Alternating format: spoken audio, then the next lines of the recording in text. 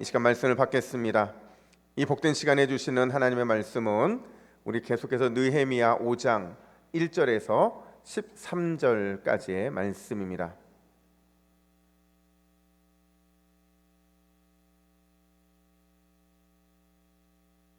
느헤미야 5장 1절부터 13절까지의 말씀, 싸워야 할 것이라는 제목으로 오늘 말씀을 받겠습니다. 우리 1절부터 13절까지 함께 교독합니다. 그때의 백성들이 그들의 아내와 함께 크게 부르짖어 그들의 형제인 유다 사람들을 원망하는데, 어떤 사람은 말하기를 우리와 우리 자녀가 많으니 양식을 얻어먹고 살아야 하겠다 하고, 어떤 사람은 말하기를 우리가 밭과 포도원과 집이라도 저당 잡히고 이 흉년에 곡식을 얻자 하고, 어떤 사람은 말하기를 우리는 밭과 포도원을 돈을 빚내서 왕에게 세금을 바쳤도다. 우리 육체도 우리 형제의 육체와 같고 우리 자녀도 그들의 자녀와 같거늘 이제 우리 자녀를 종으로 파는도다. 우리 딸 중에 벌써 종된 자가 있고 우리의 밭과 포도원이 이미 남의 것이 되었으나 우리에게는 아무런 힘이 없도다 하더라. 내가 백성의 부르짖음과 이런 말을 듣고 크게 노하였으나 깊이 생각하고 귀족들과 민장들을 꾸짖어 그들에게 이르기를 너희가 각기 형제에게 높은 이자를 취하는도다 하고 대회를 열고 그들을 쳐서 그들에게 이르기를 우리는 이방인의 손에 팔린 우리 형제 유다 사람들을 우리의 힘을 다하여 도로 찾았거늘 너희는 너희 형제를 팔고자 하느냐? 더구나 우리의 손에 팔리게 하겠느냐 하매 그들이 잠잠하여 말이 없기로, 내가 또 이르기를 너희의 소행이 좋지 못하도다. 우리의 대적 이방 사람의 비방을 생각하고 우리 하나님을 경외하는 가운데 행할 것이 아니냐? 나와 내 형제와 종자들도 역시 돈과 양식을 백성에게 꾸어 주었거니와 우리가 그 이자 받기를 그치자. 그런즉 너희는 그들에게 오늘이라도 그들의 밭과 포도원과 감로원과 집이며 너희가 꾸어준 돈이나 양식이나 새 포도주나 기름의 100분의 1을 돌려보내라 하였더니, 그들이 말하기를 우리가 당신의 말씀대로 행하여 돌려보내고 그들에게서 아무것도 요구하지 아니하리이다 하기로, 내가 제사장들을 불러 그들에게 그 말대로 행하겠다고 맹세하게 하고 함께 읽습니다. 내가 옷자락을 털며 이르기를 이 말대로 행하지 아니하는 자는 모두 하나님이 또한 이와 같이 그 집과 산업에서 털어버리실지니 그는 곧 이렇게 털려서 빈손이 될지로다 하매, 회중이 다 아멘하고 여호와를 찬송하고 백성들이 그 말하는 대로 행하였느니라. 아멘. 할렐루야. 우리 옆에 분들에게 이렇게 한번 인사했으면 좋겠습니다. 생각의 틀을 바꿉시다. 우리 손으로 같이 이렇게 가리키면서 생각의 틀을 바꿉시다. 한 번 더 인사합니다. 삶의 틀도 바꿉시다. 삶의 틀도 바꿉시다. 아멘. 아프리카 오즈에서 사역하시는 한 선교사님이 계셨어요. 근데 이 선교사님이 평소에는 자신의 교회를 돌봐요. 그리고 주일이 되면 자신의 교회부터 시작을 해서 섬기는 교회들을 곳곳을 찾아가서 예배를 하고, 그리고 마지막 예배를 마치고 돌아오면 거의 뭐 자정이 다 될 정도로 그런 일정들을 이렇게 하셨는데, 그날도 이제 본교회 예배를 마치고 그리고 이제 순례하는 그 예배지에 가서 예배를 드리러 가는 거예요. 뭐 다 돌고 마지막 이제 교회를 향해 출발을 하는데 얼마 가지 않았는데 갑자기 차가 시동이 멈추는 겁니다. 그러니까 고장이 난 거예요. 근데 다행인 건 뭐냐면 이제 고작 한 10km밖에 남지 않은 거예요. 그 정도 거리, 이 짧은 거리니까 어떤 선택을 했을까요? 야, 하나님이 나에게 두 다리를 주셨으니 걸어가자. 그리고 걸어가기 시작을 합니다. 그렇게 한 2km 정도 갔을 때 갑자기 하늘을 보니까요, 그렇잖아도 이 아프리카 오즈는 이 엄청나게 어두컴컴하잖아요. 막 이 검은 구름들이 몰려오기 시작을 하는 거예요. 그러더니 정말 얼마 안 있다가 막 비가 쏟아지기 시작하는데 앞이 전혀 보이지 않으니까 이 선교사님이 기도합니다. 하나님, 길을 좀 보여주세요. 오늘 예배를 기다리는 영혼들이 있는데 그들에게 예배할 수 있도록 제발 저에게 길을 좀 보여주십시오라고 기도를 합니다. 여러분, 어떻게 됐을까요? 눈을 딱 떴는데 비가 멈췄을까요? 아니에요. 갑자기 천둥번개가 치기 시작하는 겁니다. 비는 끝을 생각을 하지 아니하고 더 천둥번개가 막 내리치기 시작하는데 너무 마음이 아파서 선교사님 다시 기도해요. 하나님, 길을 구했잖아요. 길을 구했는데 왜 더 안 좋은 환경을 주시는 겁니까? 하나님이 길을 보여주지 않으시면 저는 다시 돌아갈 수밖에 없습니다. 제발 길을 보여주십시오. 이렇게 간절히 기도합니다. 그럼 어떻게 됐을까요? 그 전보다 더 엄청난 천둥과 번개가 막 치기 시작을 하는 거예요. 근데 선교사님 눈을 딱 떴는데 눈앞에 놀라운 광경이 펼쳐지는 거예요. 자신의 눈앞에 천둥과 번개가 내리치는데, 이 천둥과 번개가 내리치기 이전에는 정말 아무것도 보이지 않는 흑암이었는데 천둥과 번개가 치면서 선교사님이 교회로 향할 수 있도록 그 빛을 비춰주고 있더라는 거죠. 선교사님 깨달은 거예요. 내가 원하는 대로 하나님께서는 그렇게 응답해 주시지는 않았지만 반드시 하나님은 우리의 기도에 신실하게 응답하시는구나, 그 사실을 깨닫게 된 거예요. 여러분, 우리 인생도 그렇잖아요. 우리 인생은요, 늘 우리의 뜻대로 안 됩니다. 뜻대로 되고 싶어도 되지가 않아요. 실제로 우리 어떤 인생을 좀 많이 기대하냐면, 아마 여러분도 그럴 텐데 문제없는 인생 원하시죠? 그렇죠? 평안한 인생 원하세요? 만사형통의 인생이면 끝난 거죠. 뭐 늘 우리는 그렇게 기도하고 그렇게 원하는데 실제로 우리의 인생은 그렇지 않더라는 거죠. 늘 크고 작은 문제와 함께하는 인생이고 평안과 불안이 반복 회전하면서 우리의 삶에 거침없이 돌아가는 게 우리 인생이고 기대와는 정반대로 움직이는 게 우리의 인생이더라는 거죠. 그래서 어떤 혹자는 우리가 감사의 제목을 어디서 찾아야 되느냐, 보통 우리는 감사를 어디서 찾습니까?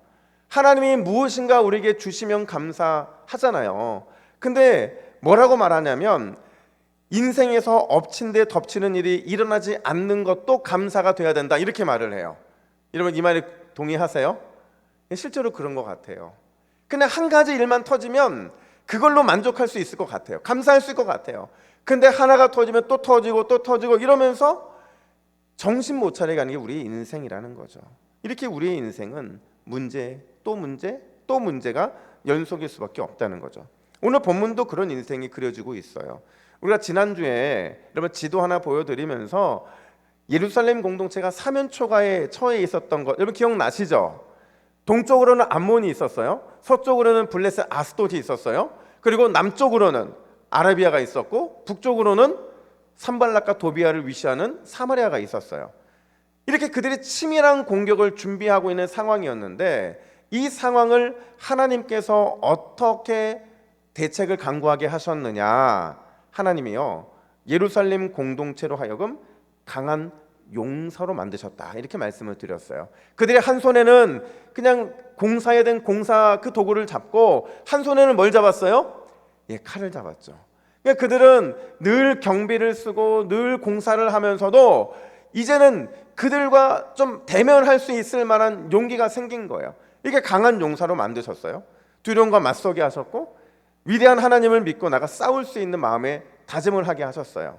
그런 그들에게 뭐라고 약속하셨느냐, 4장 20절 보니까 우리 하나님이 우리를 위하여 싸우시리라, 이렇게 말했거든요. 하나님께서 그들과 함께 해주시겠다, 임마누엘의 약속이죠. 이 임마누엘의 약속을 믿고 나아가라, 이렇게 말씀하신 거였어요. 결국 이 위기가 어떤 결말을 맺게 되느냐, 모든 문제는 해결됐죠. 그리고 하나님의 구원의 역사는 계속 진행되는 걸 우리가 지난주에 살펴봤어요. 여러분, 이렇게 한 문제가 해결됐잖아요. 그러면 한 문제가 이거 보통 일 아니거든요. 엄청나게 힘든 이 시기가 지나갔으면 조금 평안히 안식 누릴 여유가 있어야 하잖아요.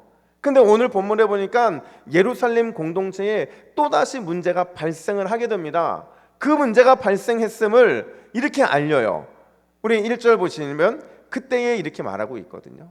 그때에 이렇게 말하고 있어요. 이때가 언제냐면요, 외부의 문제가 잘 극복됐을 때, 어려움을 이기고 승리했을 때 이제는 평안할 수 있다고 그렇게 확신하고 있는 바로 그때에 어떤 일이 벌어졌느냐, 우리 1절 말씀을 같이 읽습니다. 1절입니다. 시작. 그때에 백성들이 그들의 아내와 함께 크게 부르짖어 그들의 형제인 유다 사람들을 원망하는데. 아멘. 백성들이요 갑자기 느헤미야를 찾아옵니다. 찾아와서는 다짜고짜 막 통곡하며 우는 거예요. 부부가 함께 와서 울고 또 남편이 없는 아내들은 여자들이 와서 울고 막 우는 겁니다. 그리고는 그들이 뭐라고 느헤미야에게 말을 하냐면 우리를 이렇게 울게 만든 사람이 누구냐? 우리의 형제 유다 사람들이다. 이렇게 말을 합니다. 도대체 무슨 일이 벌어졌기에 이렇게 통곡하며 우는 사람들이 많았을까? 아마 그 당시에 여러분 큰 기근이 있었던 것 같아요. 사실 지금 요 시기가요, 유대인들에게 있어서는 추수할 그 시기를 향해 막 달려가는 너무 중요한 시기거든요. 근데 이 시기가 기근이 닥쳤으니까 추수할 것도 별로 없는 거예요. 양식이 부족한 겁니다. 먹고 살아야 하니까 자신이 가지고 있었던 밭도, 자신이 가지고 있던 포도원도, 집도 다 저당 잡히고 빚을 내요. 그리고 그 빚을 얻어서 곡식을 구했는데 이 곡식이 얼마 못 버티게 하는 거예요. 그러니까 생활고가 더 극심해지는 겁니다. 더군다나 더 큰 문제가 있었던 건 뭐냐면 왕에게 세금을 부과하는, 이 세금을 내야 되는 상황까지 닥치게 된 거예요. 이렇게 어려운 상황이 되니까 그들이 어떤 선택을 하냐? 5절 중반절 보세요. 이렇게 말합니다. 이제 우리의 자녀를 종으로 파는도다. 우리 딸 중에 벌써 종이 된 자가 있고, 이렇게 말해요. 무슨 말이에요? 자녀들을 종으로 팔았다는 거예요. 여러분, 이게요, 오늘날의 관점을 보면 야, 너무한 거 아니냐? 부모 맞아 막 이러겠지만 그럴 수 있는 상황이었어요. 그러니까 너무 어렵고 힘드니까 생활고를 해결하기 위해서 자녀들에게 조금 일찍 세상을 가르친 거죠. 그 다른 집에 가서 노동을 하면서 그 노동의 대가를 받게 한 거예요. 근데 여러분, 우리가 이런 모습을 보면서 우리도 그러잖아요. 야, 어떻게 그래도 부모가 그럴 수 있냐? 근데 옛날에요, 옛날도 아니에요, 불과 한 3, 40년 전만 해도요, 보통 다 어려웠잖아요. 다 어려웠으니까 다 제대로 학교 공부하는 사람들이 그렇게 흔했나요? 아니에요. 공부 못한 사람 되게 많았어요. 공부하고 싶어도 못했죠. 그러다 결국 어디로 가게 되느냐? 그냥 공장 가서 일하고 기술 배우고, 이런 것도 우리의 삶에도 있었거든요. 근데 사실은 지금 이 예루살렘 공동체가 그래도 안심하는 게 뭐냐면요, 하나님이 이런 일들을 위해 예비해 주신 제도가 있었어요. 여러분, 고엘 제도라고 아시죠? 기업을 물어주는 거. 그리고 이 7년마다 안식년 제도도 있었고, 또 50년에 희년도 있었어요. 그때만 되면요, 그냥 조건 없이 모든 노예를 풀어주는 겁니다. 그냥 풀어주는 게 아니라 두 손 가득히 보상을 담아서 집으로 보내주는 거예요. 그러니까 이렇게 할 수 있는 거였거든요. 근데 문제는 뭐냐면 실제로 이런 일이 단 한 번에도 일어난 적이 있다 없다? 없었어요. 고일이 제대로 작동한 적도 별로 없었고, 안식년과 희년에 따라서 그들이 모든 정도를 풀어주는 일들이 일어나지 않았다는 거죠. 그래서 오늘 5절 하반절에 보면 이렇게 표현을 합니다. 우리에게는 아무런 힘이 없도다. 속량할 능력도 없고 속량하려고 하는 그 의지 자체도 아무것도 없었다라는 거예요. 중요한 건 뭐냐면, 여러분, 이런 일들이 누구에 의해서 자행이 됐다고 그래요? 귀족들과 민장들. 이들이 누구예요? 예루살렘 공동체의 지도자들이에요. 그 지도자들에 의해 자행된 일이었다는 거죠. 믿음이 있다고 말하면서도 공동체에 영향을 끼칠 만한 힘과 능력이 있는 사람들의 손에 의해서 이런 일들이 자행되고 있었다라는 겁니다.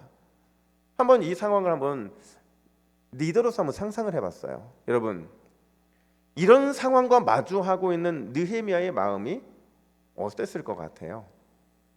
그래서 생각해보면 이런 생각이 들 수 있을 것 같아요. 아, 진짜 괜히 왔다. 그냥 배부르고 등 따시게 이런 수상궁에 머물러 있었으면 좋았을 텐데 내가 왜 이 생고생하면서 여기까지 왔을까? 이런 후회를 하지 않았을까요? 이제 뭐 나도 모르겠다. 이 구제불능인 민족 이거 나 다 포기하고 나도 다른 총독들 그랬던 것처럼 내 실속만 차리고 그냥 돌아가야지, 이런 자포자기하지 않았을까요? 근데 제가 이런 상상을 하고 있는데 놀랍게도 오늘 본문에서 느헤미야는 그런 모습을 보이지 않습니다. 오히려 문제를 통해 길을 열고 계시는 하나님을 그가 발견을 해요.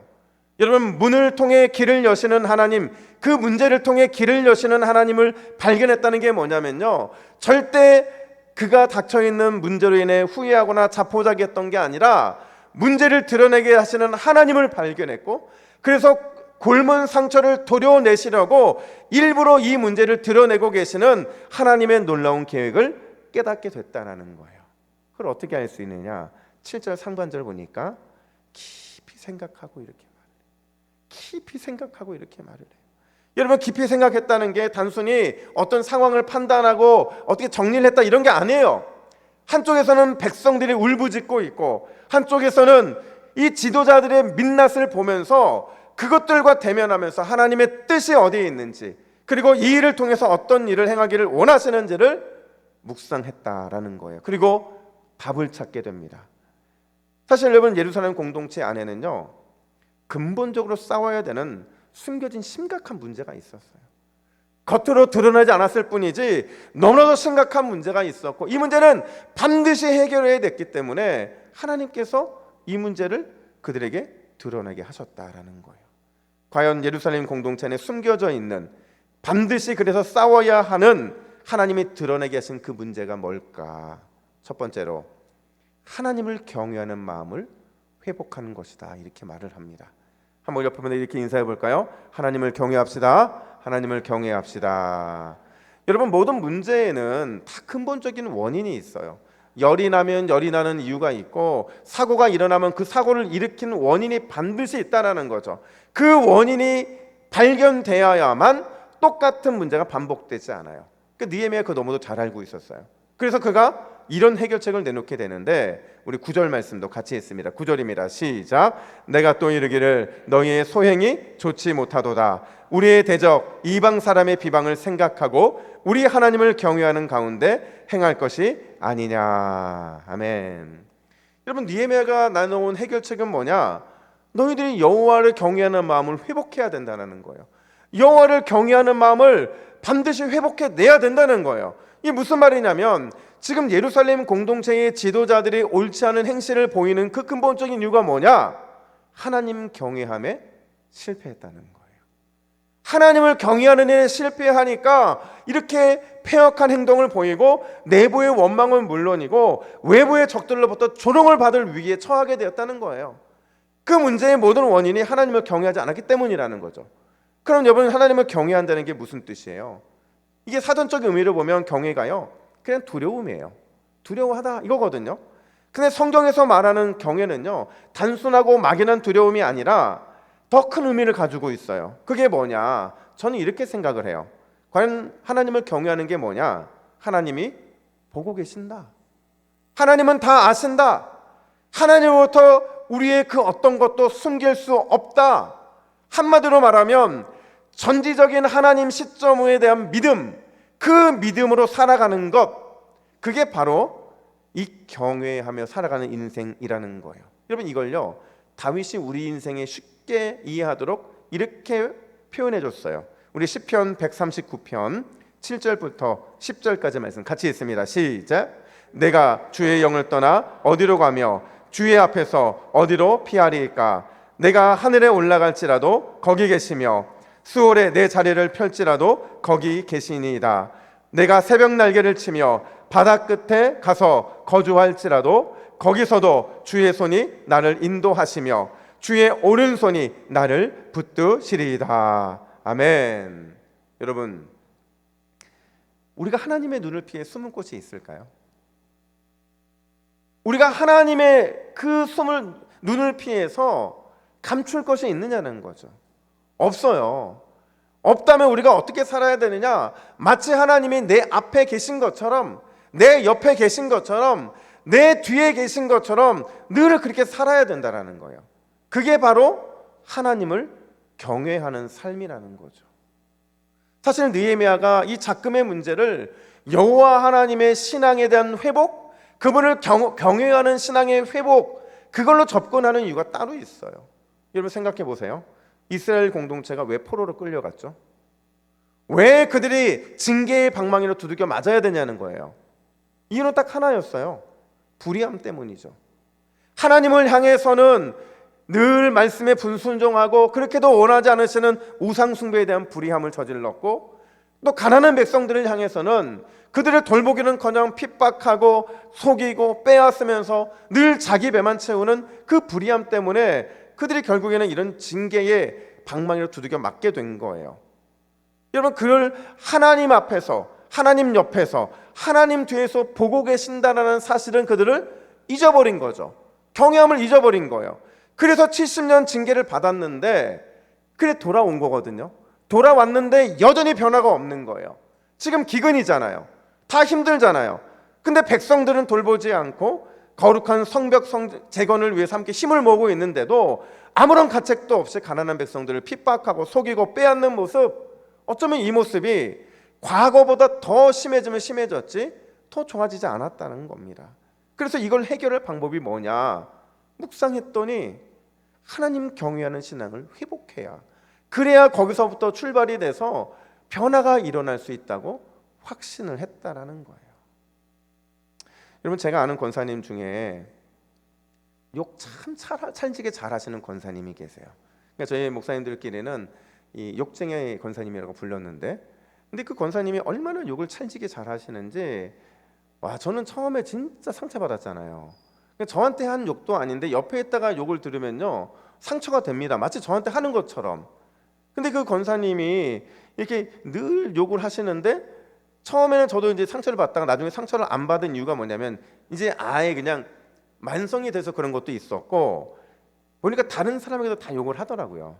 그리고 심지어 기도할 때도 자기도 모르게 욕을 하시더라고요. 그래서 하나님께도 욕을 하는데 뭐 굳이 뭐 나 정도야 뭐 감사한 마음이 들더라고요. 근데 이제 제가 그 권사님의 욕을 유심히 묵상했어요, 몇 년 동안.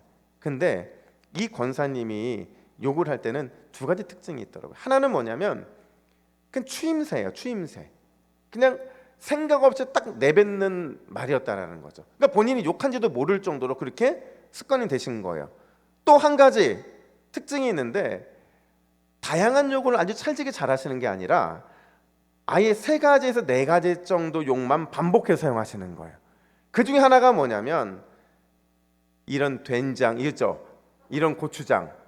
제가 설교니까 여러분 유순하게 표현한 겁니다. 이런 된장, 이런 고추장을 자꾸 하시는 거예요. 근데 그 권사님 주변에 있으면 그냥 이제는 그러려니 하고 다 같이 있어요. 근데 어느 날 갑자기 이 권사님이 충격을 받으신 거예요. 충격을 받아 저한테 어떻게 하면 내가 이제 입을 닫을 수 있냐고 물어보는 거예요. 그래서 왜 그러냐 했더니 아들이 이제 손주를 잠깐 맡기고 갔는데 이 손주를 이틀 동안 돌봤대요. 근데 이틀 동안 돌보는데 이 손주가 할머니를 따라하는 거예요. 아주 찰지게 고추장 된장을 외치는 거죠. 이런 된장, 이런 고추장 이러면서. 그러니까 할머니가 너 왜 욕을 하려고 했더니 아이가 뭐라고 해요? 할머니가 욕하잖아요. 이랬다는 거예요. 그러니까 할머니가 욕을 너무 자기를 모르게 하다 보니까 그 손자가 이틀 만에 완전히 욕쟁이가 돼버린 거죠. 어떻게 하면 이 욕을 안 할 수 있냐고 저한테. 제가 기도해 드렸고, 그리고 무슨 말을 할 때 내가 진짜 이 말을 해야 되는지 말하는지 고민하시라고 제가 그 부탁을 좀 드렸어요. 눈물을 흘리면서 자기는 이제 안 할 거라고 막 이러셨는데, 근데 참 재미난 게 뭐냐면요, 이분이 기도할 때는 욕을 잘 안 해요. 근데 기도 끝나고 나면서 다시 욕이 시작되는 거예요. 그냥 습관처럼 이런 된장 무릎 아파 죽겠네, 이런 고추장 힘들어 죽겠네, 기도하고 나서 이런 모습을 보인다는 거예요. 제가 그걸 보면서 야, 사람 진짜 안 변하는구나. 진짜 사람 안 변하는구나. 여러분, 사람은 쉽게 변하는 게 아닌 줄로 믿습니다. 왜 그런 줄 아세요? 우리 안에요 자꾸 뭔가 이렇게 우리를 당기는 힘이 있어요. 그 힘이 바로 우리의 죄된 본성인데, 우리가 조금 변하려고 하면 잡아당기고, 우리가 조금 새로워지려면 잡아당기고, 그래서 우리로 하여금 한 걸음도 나아가지 못하도록 자꾸 잡아당기기 때문에 그래도 우리가 변화가 되지 않는 겁니다. 이걸 느헤미야가 너무 잘 알고 있었어요. 사람이 사람을 변화시킬 수 없다는 걸 너무 잘 알고 있었죠. 그래서 느헤미야가 선택한 게 뭐예요? 누구만이 사람을 변화시킬 수 있다고요? 하나님만이. 하나님을 경외해야만 비로소 사람이 변화될 수 있는 것을 느헤미야는 깨닫게 되었고, 그들에게 너희가 변화되기를 원하면 여호와를 경외해야 된다, 이렇게 말하고 있다는 거예요. 사랑하는 여러분, 우리를 변화시킬 수 있는 분 오직 예수 그리스도밖에 없는 줄로 믿습니다. 예수님만이 우리를 변화시켜요. 예수님만이 우리로 하여금 과거를 끊어버리고 새로운 삶을 살게 하신다라는 거예요. 절대로 사람이 변화시킬 수 없어요. 사랑하는 아내 여러분, 여러분들이 남편 변화시킬 수 없는 줄로 믿습니다. 남편들도 마찬가지예요. 여러분들이 아내 변화시킬 수 없어요. 어떤 분이 그런 얘기 하더라고요. 우리 아내는 한결같이 음식을 한다고. 맛없는 음식을 한결같이 하신다는 거예요. 한결같이 맛없는 음식을 하는데 변하지 않는다는 거예요. 여러분, 음식도 변하지 않는데 사람의 속사람이라고 얼마나 변화하는 게 어렵겠습니까? 우리가 하나님을 경외하는 마음이 회복되면, 예수 그리스도가 우리의 주인이 되셔서 우리를 변화시키시면 그때 비로소 변화가 일어나게 되는 줄로 믿습니다. 그럼 우리가 뭘로 싸워야 되느냐? 우리가 하나님을 경외하지 못하게 만드는 마음과 늘 싸워야 되는 거예요. 내가 하나님을 경외하고자 했을 때 나를 잡아당기는 그 죄의 본성과 싸워야 된다는 거죠. 힘들고 어려우니까 기도하고, 힘들고 어려우니까 성령에 의지하고, 그래도 우리 끝까지 달려나가면 반드시 하나님께서 우리를 경외하는 백성 만들어 주실 줄로 믿습니다. 경외한 백성 되잖아요. 얼마나 놀라운 은혜가 임하냐면, 의로운 해가 우리를 비춰줘요. 의로운 해가 우리를 비춘다는 하나님의 공의의 강한 햇빛살이 우리를 비춰주신다는 거예요. 그 영광이 우리에게 임할 것이고, 뿐만 아니라 그런 경외하는 우리의 심령에 은혜의 소낙비가 폭포수와 같이 쏟아지게 될 줄로 믿습니다. 여러분, 이번 한 주 하나님 경외하시기에 전심전력하여 달려나가시기를 예수님의 이름으로 축복합니다. 뿐만 아니라 두 번째로, 지금 이 문제가 드러난 이유가 뭐냐? 실패하지 않는 사랑을 회복해야 되기 때문에 그랬다는 거예요.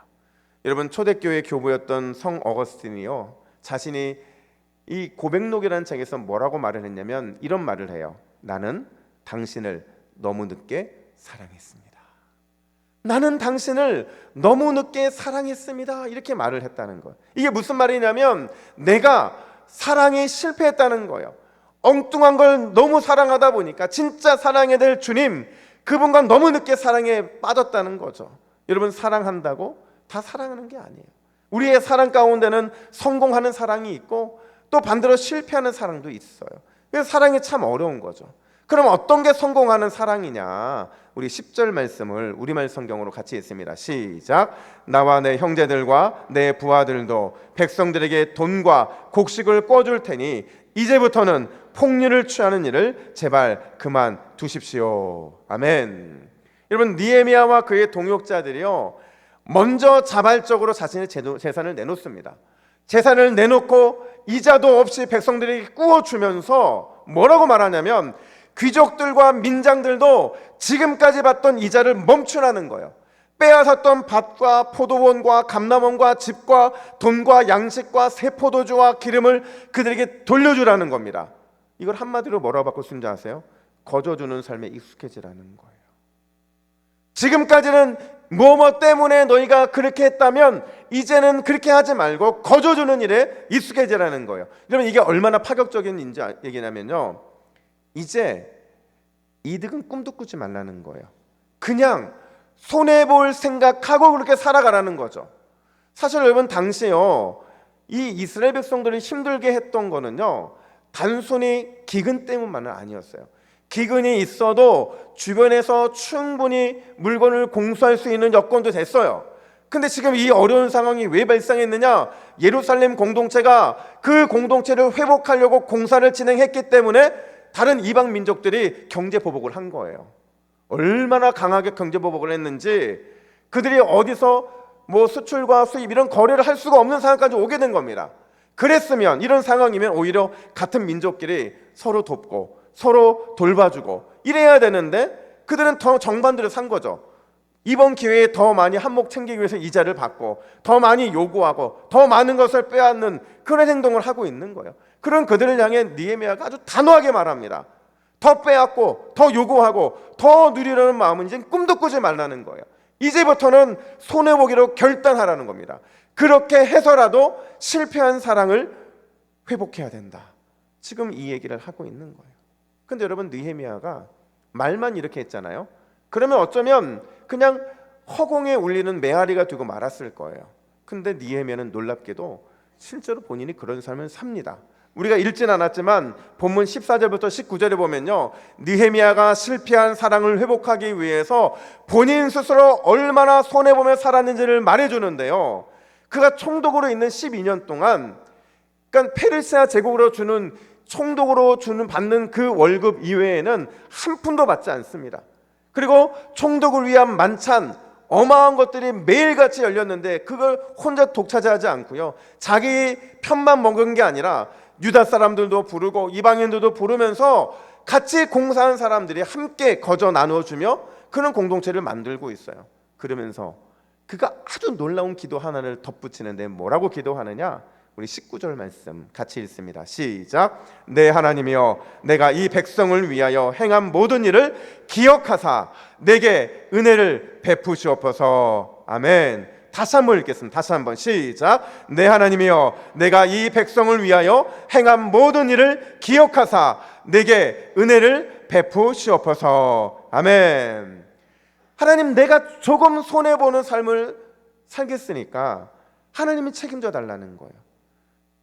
내가 손해봄으로 부족한 건 하나님이 채워달라는 거예요. 여러분, 이 느헤미야의 기도가 저와 여러분들의 기도가 되어야 되는 줄로 믿습니다. 여러분, 느헤미야는 알았어요. 하나님이 그런 자기를 기억하실 줄 알고 있었어요. 그리고 그가 그 기억을 주님이 하신다는 걸 붙잡고 은혜 베풀어 달라는 간절한 고백을 하고 있는 거거든요.